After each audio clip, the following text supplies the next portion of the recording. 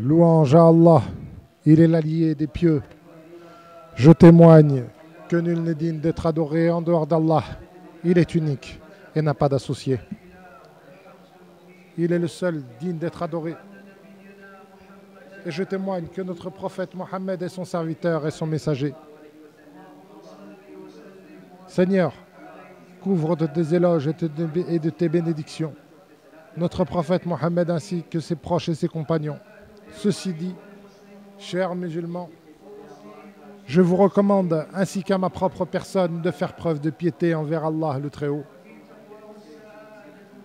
En effet, le bonheur réside dans la piété et le succès réside dans l'obéissance à Allah. Ô vous qui avez cru, faites preuve de piété et dites de bonnes paroles. Allah améliorera pour vous vos œuvres et pardonnera vos péchés.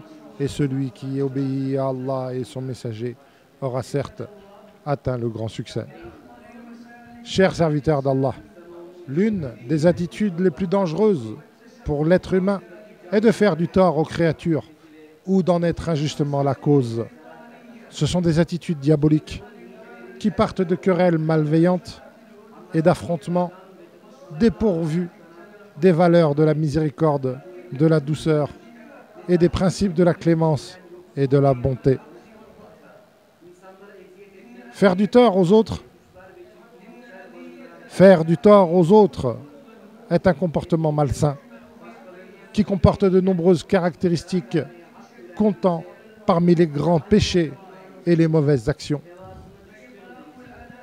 Permettre à son âme de faire du mal aux autres par les paroles ou par les actes ne peut provenir que d'une personne à la fois faible qui se laisse guider par ses passions, se laisse mener par l'injustice et par son âme perfide qui l'appelle vers le mal et la perversité. Alors, contrôle ton âme, cher musulman, et empêche-la de te mener vers le désastre. Ainsi, tu obtiendras le salut et gagneras dans ce bas monde et dans l'au-delà.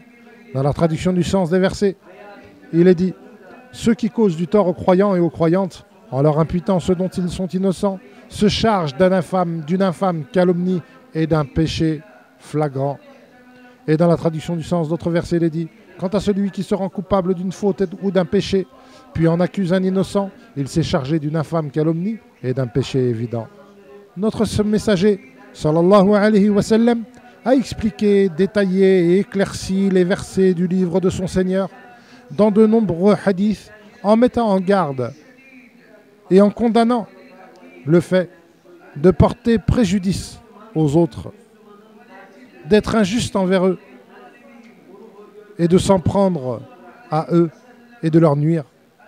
Le prophète sallallahu alayhi wa sallam a dit « Le musulman est le frère du musulman. Il n'est pas injuste envers les autres. Il n'est pas injuste envers son frère musulman. Ne le dénigre pas et ne le trahit pas. » Ce hadith est rapporté par Muslim.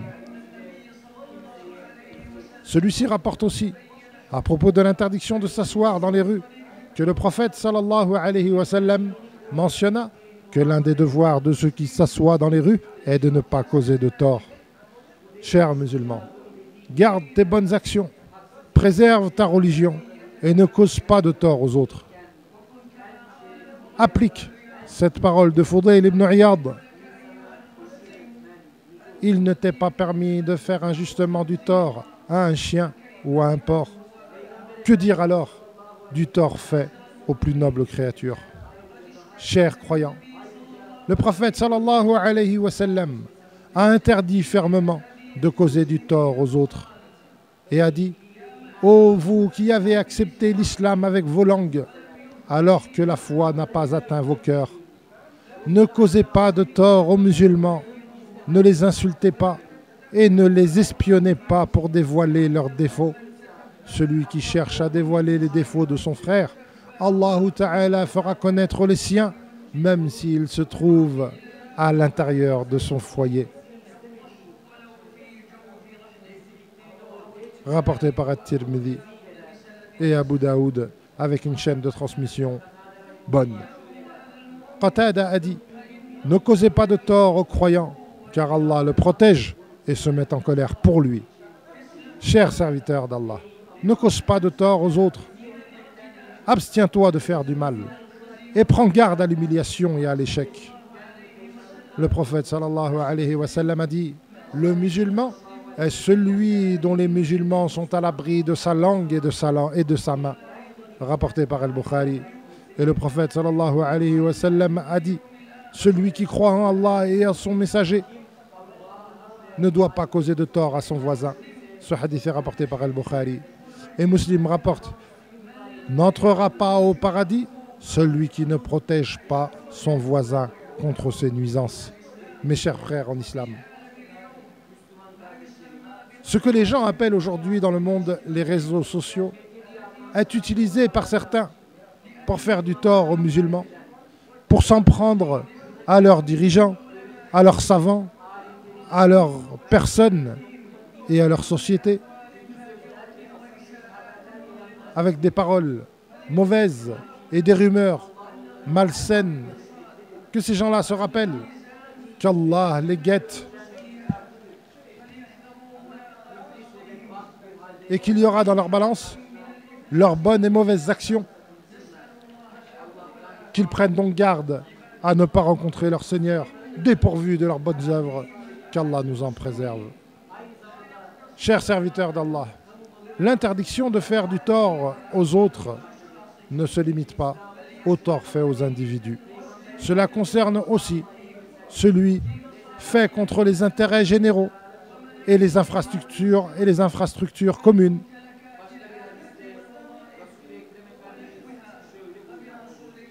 En effet, ne pas nuire à soi-même ou aux autres fait partie des principes de l'islam, comme le prophète sallallahu alayhi wa sallam l'a mentionné. Et le prophète sallallahu alayhi wa sallam a dit: prenez garde aux deux choses qui causent la malédiction, faire ses besoins sur les routes et dans les endroits ombragés utilisés par les gens. Ce hadith est rapporté par Muslim. Et At-Tabarani rapporte par le biais d'une chaîne de transmission fiable que le prophète sallallahu alayhi wa sallam a dit: celui qui fait du tort aux musulmans sur les routes qu'ils empruntent subira leur malédiction. Alors, purifie ta langue, tes paroles et tes actes et ne nuis pas aux autres. Tu seras ainsi heureux dans ce bas monde et dans l'au-delà. Je prononce ces paroles et implore le pardon d'Allah pour moi, pour vous et pour les musulmans contre tous les péchés. Implorez donc son pardon, il est le miséricordieux et celui qui pardonne.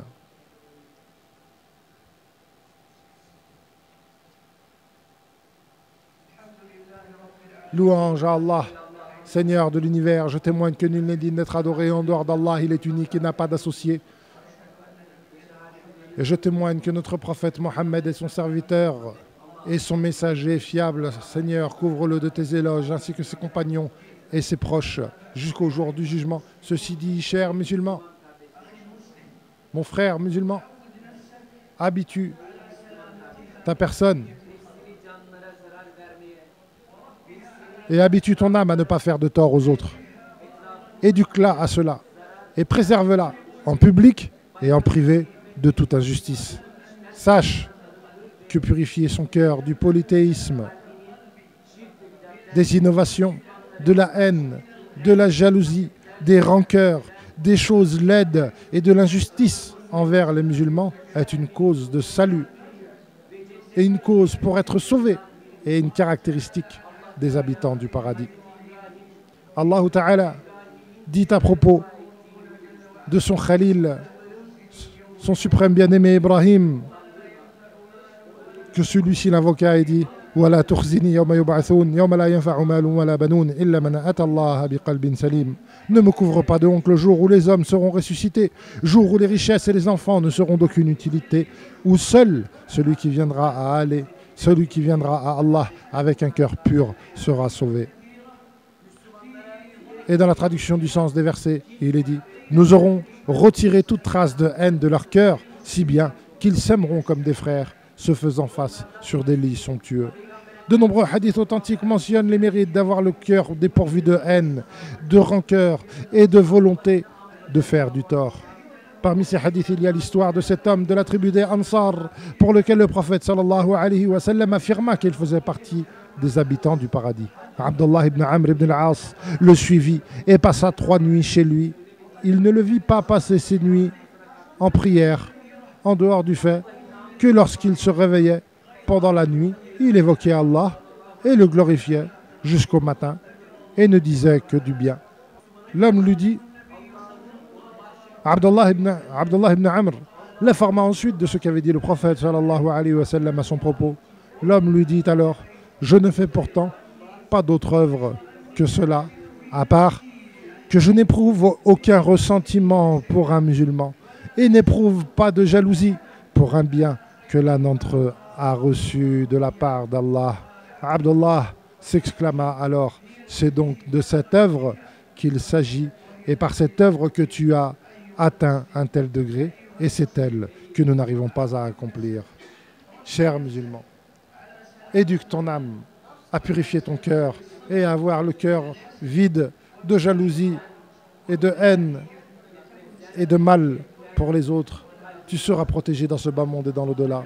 Puis sachez qu'Allah nous a ordonné une chose immense qui est d'invoquer Allah pour qu'il couvre de ses éloges son prophète. Seigneur, couvre notre prophète de tes éloges, de tes bénédictions et de tes bienfaits, ton serviteur et ton messager Mohammed, et accorde ta satisfaction à ses successeurs bien guidés, ainsi qu'à ses proches et tous les compagnons, ainsi que ceux qui les ont suivis en faisant le bien jusqu'au jour dernier. Seigneur, pardonne aux musulmans et aux musulmanes, aux croyants et aux croyantes, les vivants parmi eux et les morts. Seigneur, purifie nos âmes. Tu es le meilleur à les purifier. Seigneur, accorde-nous la piété. Seigneur, purifie nos cœurs de la jalousie, de la haine et de la rancœur. Ô toi le plus miséricordieux des miséricordieux. Seigneur, préserve les musulmans où qu'ils se trouvent. Seigneur, préserve les musulmans où qu'ils se trouvent. Seigneur, fais disparaître leurs soucis et leurs tourments. Accorde la richesse aux pauvres parmi eux et guide ceux qui sont égarés. Seigneur, guide les gouverneurs musulmans pour qu'ils accomplissent ce que tu aimes et que tu agrées. Seigneur, unis-les à leur peuple dans le bien et la piété. Seigneur, préserve et facilite à notre gouverneur, le serviteur des territoires sacrés, ainsi qu'à son successeur, pour qu'il accomplisse le bien que tu aimes et que tu agrées. Seigneur, facilite-leur d'accomplir ce que tu aimes et agrées. Seigneur, protège notre pays contre toute chose mauvaise et détestable, ainsi que tous les pays des musulmans. Seigneur, préserve nos soldats où qu'ils se trouvent. Seigneur, préserve nos soldats où qu'ils se trouvent. Seigneur, accorde-leur une immense récompense, et récompense-les pour nous et pour les musulmans de la meilleure des manières dont tu récompenses tes serviteurs pieux. Ô toi, le plus miséricordieux des miséricordieux. Seigneur, accorde-nous dans ce bas monde le bien et dans l'au-delà le bien et préserve-nous du châtiment de l'enfer. Seigneur, préserve-nous des épreuves. Seigneur, préserve-nous des épreuves et du mal. Seigneur, préserve-nous des épreuves et du mal et des maladies. Ô toi, le plus miséricordieux des miséricordieux. Seigneur, nous te demandons de nous préserver, de nous protéger. Seigneur, nous te demandons de faire disparaître l'épreuve qui nous a touchés et de la faire disparaître de tout et d'en soulager les musulmans et toute l'humanité. Tu es certes le plus miséricordieux des miséricordieux et le plus généreux des généreux. Seigneur, ce sont tes créatures, ils ont besoin de tes bienfaits et de ta bonté. Ô toi le plus généreux et le bon. Seigneur, tu es le riche. Seigneur, tu es le riche. Seigneur, tu es le riche. Seigneur, tu es le riche. Alors fais descendre sur nous la pluie. Seigneur, secours-nous par la pluie. Seigneur, secours-nous par la pluie. Ô toi qui accordes le secours, accorde-nous ton secours et fais descendre sur nous la pluie. Ya Seigneur, ô Seigneur, accorde-nous ton secours et fais descendre sur nous la pluie. Ô toi qui vois tout, qui entends tout, ô toi le généreux, le donateur, Seigneur, fais descendre sur nous une pluie utile fais descendre sur nous une pluie utile. Seigneur, nous avons besoin de ta miséricorde et nous avons besoin de ta miséricorde. Seigneur, accorde-nous ta miséricorde pour les plus faibles d'entre nous et pour les plus pauvres d'entre nous.